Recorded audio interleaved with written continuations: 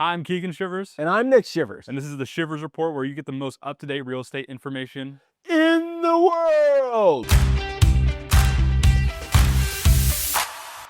Everybody was really excited for the Fed cut rates at the end of this month.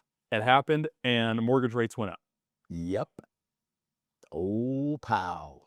Powell. Mixed message Powell is what I call it. Yep.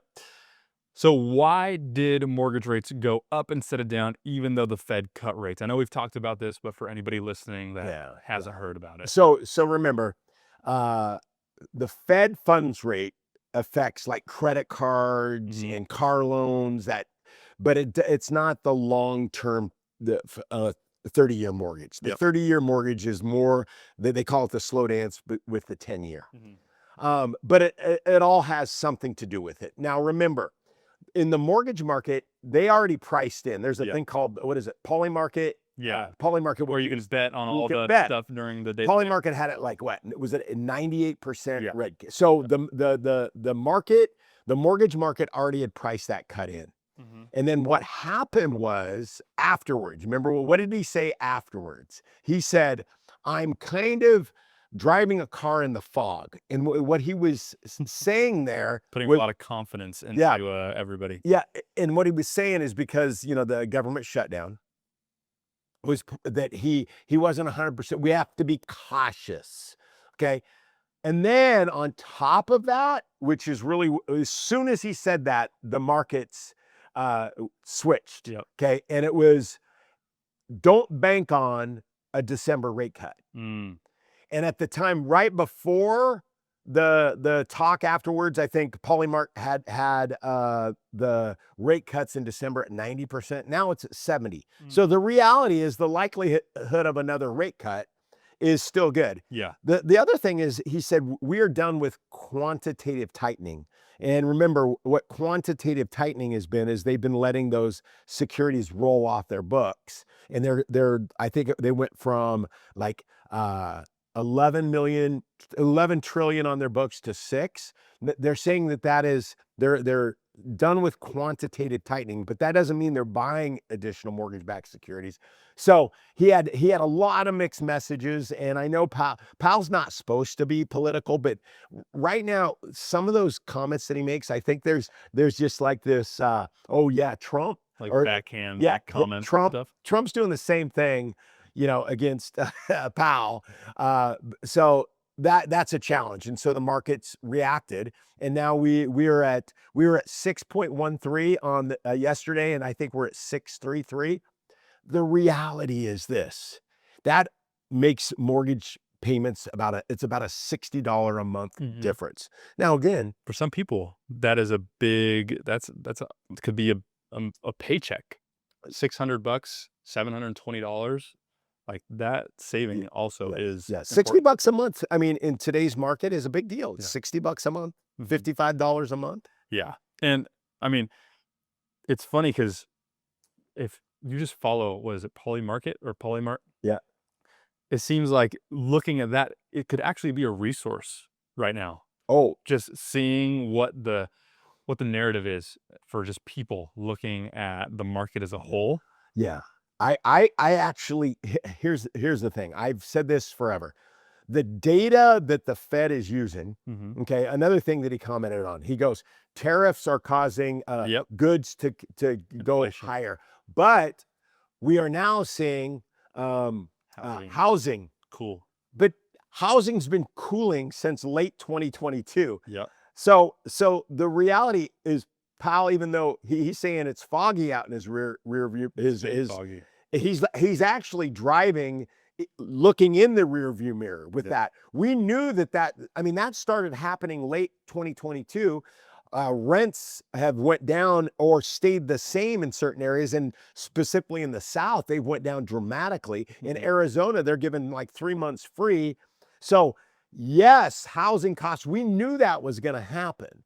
And now we're having Amazon with cuts in employment.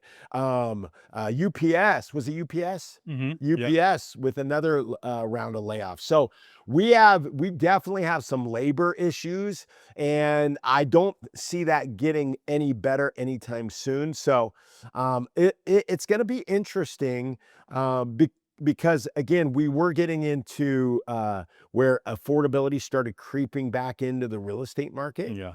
So it's going to be an interesting late 2025 going into 2026. I still think 2025 will be better than it was last year, just by a sliver. Just because I think at the same time last year we were at 7.03% interest, and we're at 6.33. I feel like 6.13 is the dreaded number right now because we've hit it twice. Yep. And then the next day it's jumped up by both times. Same exact way, because we got excited the first time. Yeah. Jumped up, played around for a bit, came back down, and did the exact same thing again.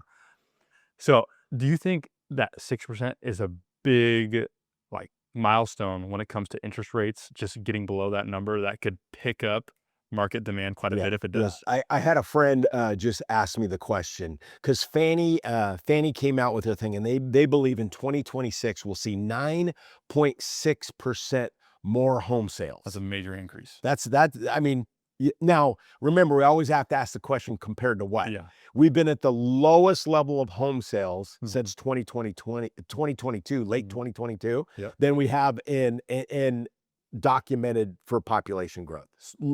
So we have been in a complete crash for home sales, not values, but home sales. Okay. If we got below 6%, I believe that 9.6 number could happen. If we don't get below that, it's not going to happen. It's going to kind of be a rerun of what this year it's Groundhog Day. Yeah. Again, everybody's waiting for it to come back out. Do you think, because based on some conversations that we've been having and on our team we've been having, is that the end of this year could be really good? Yes. Do you think with this kind of back and forth that we're seeing with these interest rates, that could stall the late year momentum that we thought would be going into this last quarter? Well, we've seen it a little bit. I thought it would be better than it was. I still think it will be better than last year, but not to the extent, because when we got a 6.13 the first time, and boom, we saw a lot of activity. Now, remember, historically in the Pacific Northwest and in a lot of areas, November, December are the slowest months all year long. Why? Holidays, people, don't want to move historically.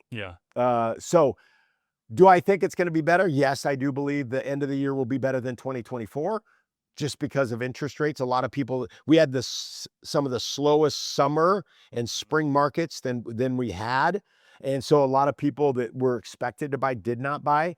And now inventories are creeping up a little bit. They went down from the peak, which is 33% more inventory than this time last year, all the way down to 17. And I think it's back to 18.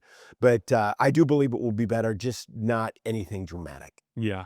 What I find interesting too is, stock market is almost at all-time high. It is the all-time high. Yeah, all-time high. Housing hasn't seen a major decrease like some people have predicted. Right. But because the labor market is cracking in some aspects, it feels like the interest rate cuts, for people who own assets, it'll be really good. For people who don't, it'll be a struggle. It could be. And that's a fine line. And I think America was built on the middle class. And right now we're having a big divide on, if you own assets, you have gotten richer since 2020, significantly. If you don't own assets, it's been a struggle because of inflation. The good news is, I do believe, we're at 3%.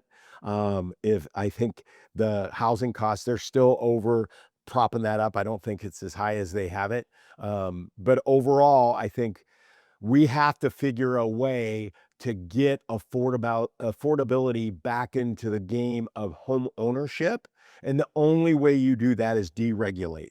Here in the Pacific Northwest, we have a lot, like with the urban growth boundary and stuff like that, that keeps building confined. And then if you keep adding all these crazy taxes, there was a stat in Oregon, Washington, California, up to 24% of the cost of building a home is red tape, all the permits and fees, 24%. And when the average price is about $600,000, that's $120,000. So something's got to give. Something's got to happen. Thanks for tuning in to the Shivers Report. And if you have any questions about real estate in the Pacific Northwest, we have you covered.